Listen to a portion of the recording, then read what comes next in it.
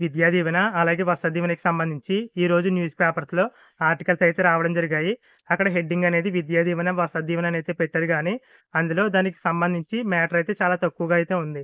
అయినా సరే ఆ కంటెంట్ అనేది మన వ్యూయర్స్ ఎవరైతే ఉన్నారో వారు అడిగిన కామెంట్స్‌కి దగ్గరగా అయితే ఉండడం వల్ల అందులో ఉన్న వివరాలైతే ఈ వీడియోలో అయితే తెలుసుకుందాం. ప్రెజెంట్ మంత్రి హోదాలో ఉన్న లోకేష్ గారు వచ్చేసి ఆయన ప్రతిపక్ష హోదాలో ఉన్నప్పుడు మంగళగిరిలో పర్యటన అయితే చేయడం జరిగింది. ఆ టైంలో చాలామంది విద్యార్థులు వచ్చేసి ఆయనతో ఏం చెప్పారంటే, మాకు ఇన్ టైమ్‌లో ఫీజు రీయింబర్స్‌మెంట్ అమౌంట్ అనేది పడకపోవడం వల్ల మేము కాలేజీలకి ఆ ఫీజు అనేది చెల్లించలేకపోతున్నాం.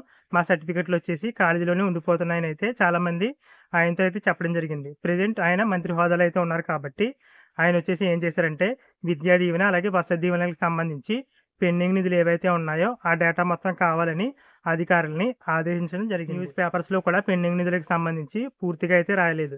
ప్రెజెంట్ వచ్చేసి 2023, 24 విద్యా సంవత్సరానికి సంబంధించి ఫస్ట్ ఇన్‌స్టాల్‌మెంట్ ఇప్పటికి రిలీజ్ చేశారు. అయినా సరే ఇంకా చాలా మందికి ఆ అమౌంట్ అనేది పడలేదు. ఇదొచ్చేసి పెండింగ్ నిధుల్లోకైతే రావడం జరుగుతుంది.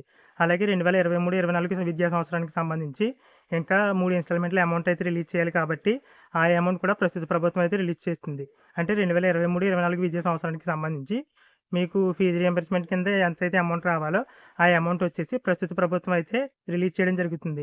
ఇందులో ఎలాంటి టెన్షన్ అయితే అవసరం లేదు. ఇక్కడ క్లారిటీ లేనిది ఏంటంటే 2021 సంవత్సరంలో కోవిడ్ వల్ల క్లాసులైతే జరగలేదని మొత్తం ఒక ఇన్‌స్టాల్‌మెంట్ అమౌంట్ అనేది గత ప్రభుత్వం అయితే రిలీజ్ చేయడం మానేసింది. ఆ అమౌంట్ వచ్చేసి ప్రస్తుత ప్రభుత్వం రిలీజ్ చేస్తుందా లేదా చెప్పలేదు.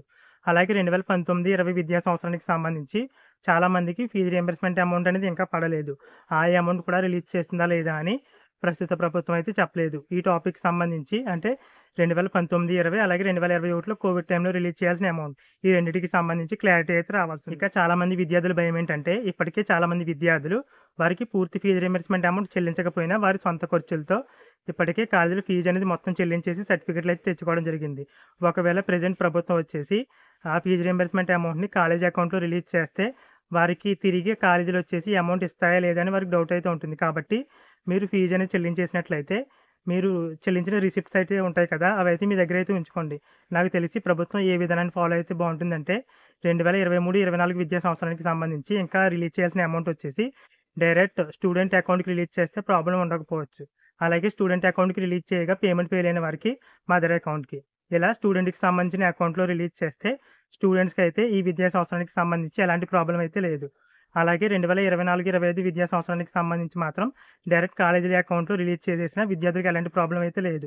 ప్రెజెంట్ విద్యా సంవత్సరానికి సంబంధించి అయితే ఈ ప్రభుత్వం వచ్చేసి కేవలం స్టూడెంట్ లేదా మదర్ అకౌంట్‌లోకి ఈ ఫీజు రీయింబర్స్‌మెంట్ అమౌంట్ రిలీజ్ చేస్తే బావుంటుందని అయితే నా అభిప్రాయం. ఇక ప్రెజెంట్ గవర్నమెంట్ వచ్చేసి వసతి దీవెనకి సంబంధించి అమౌంట్ రిలీజ్ చేస్తుందా అంటే మంత్రి లోకేష్ గారు వచ్చేసి కేవలం పెండింగ్ నిధులకు సంబంధించి డేటా మాత్రమే అడిగారు. వసతి దీవెన అమౌంట్ రిలీజ్ చేస్తామనేది చెప్పలేదు.